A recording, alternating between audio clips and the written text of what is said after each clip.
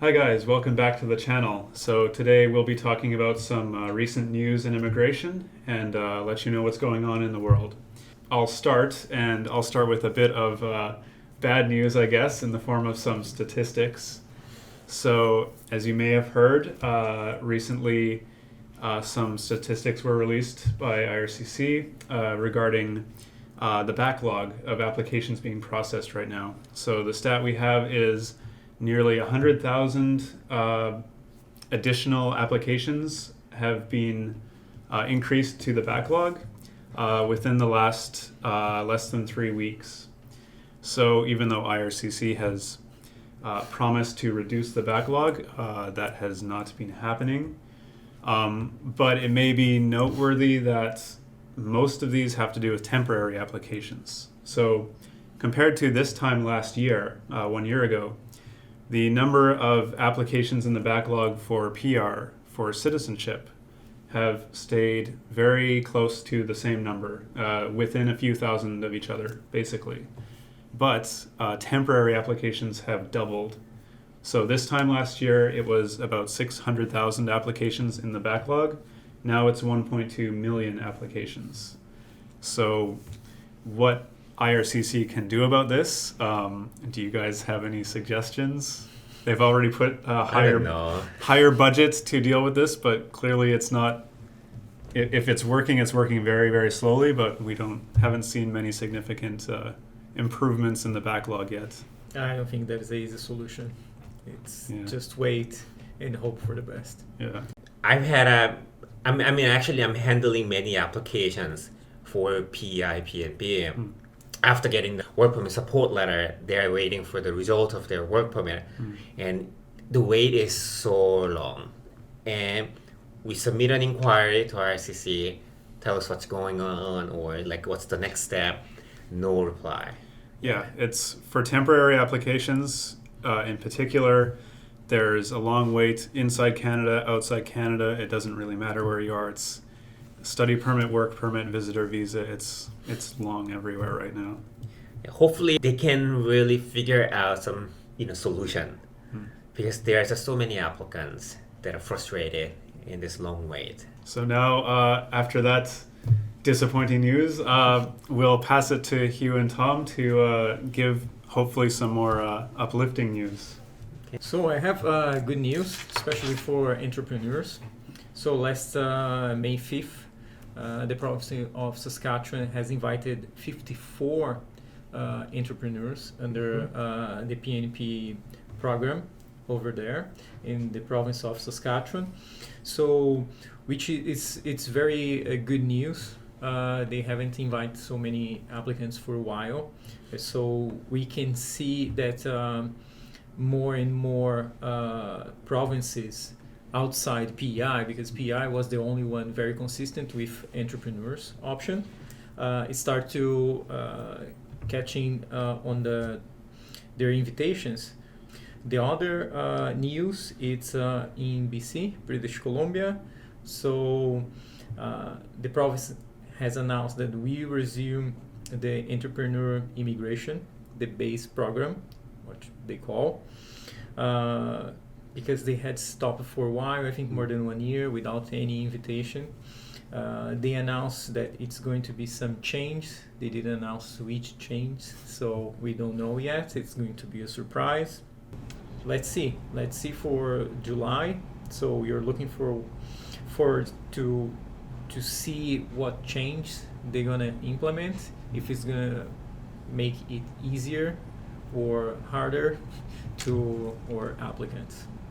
Yeah, that's some good news, I think, and hopefully the changes do benefit potential entrepreneurs to BC, because that particular program had become a bit too competitive, where it was exclusionary of certain candidates, even though they had a good business background.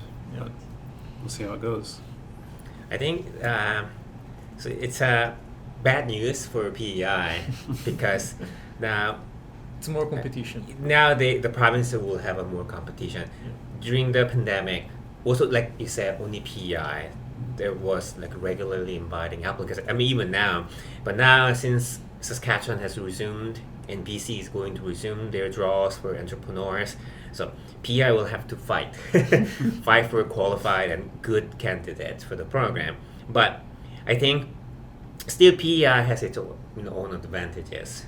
No, and we cannot forget that those programs, they compete with the federal program, the startup visa. Yeah. So the ideal is we have to make a full assessment of client's profile and figure out which province would benefit, or even the startup visa for more beneficial for this client. So this is the ideal. All right. Well, thank you, Tom. And last bit of news today, we'll go to Hugh. What do you have for us today? So the last news that I prepared is also for a provincial nominee program. This is for Alberta. So they have their own provincial nominee program called AAIP. It used to be AIMP, but I guess last year they changed it. So did you guys know, like during the pandemic, Alberta had a list called refusal to process. So there were 24 occupations in various fields in this list. So if an Albertan employer wanted to make an offer that is falling under one of those occupations to a foreign national, they were not actually able to, because Service Canada or ESDC wasn't going to process their LMIA. But now the province has lifted it. So there's no longer this refusal to process list, because Alberta now sees labor shortage. And in fact, according to Statistics Canada, the province has now about 88,000 job vacancies. The number is pretty big. And actually, like nationally throughout Canada, I think we're having a huge labor shortage. Like, I think in fact yesterday or the day before yesterday, I read a news article saying now Canada is having the lowest record of unemployment rate, which is like a 5.3%. So there are many opportunities, but unfortunately, like Canada, we all know we're always having a labor shortage. We need more workers, which means there are gonna be more opportunities for immigrants and potential job seekers out there. But we all know it's not easy to find a job, but we had a video that may be helpful for some people, and we can probably link that video here on the video so they can check.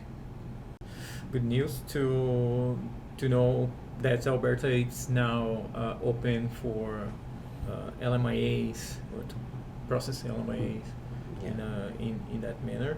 I've heard that they have a huge problem with cook and everything related to restaurants, employer for restaurants over that province.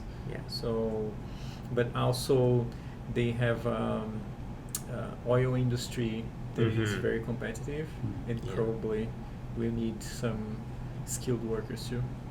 I think especially with the increased oil price now, I think Alberta is like probably cranking up their capacity to like produce more oil, refine more oil, so that they can make more money. And then like you said, that industry is still lacking workers, qualified skilled workers. So if you're looking for a job in that industry, it's probably the best time to look for one. Yeah, definitely. So we have one bad news, but two good news. Yeah, hopefully it balances out. Yeah. All right, thank you, Hugh. And that concludes the news for this week. Hopefully you found some of it interesting or useful for you. Hope to see you next time. Hey guys, I hope you enjoyed what you saw. We'll continue to make new videos every week. And if you like what you see, consider subscribing. Thank you.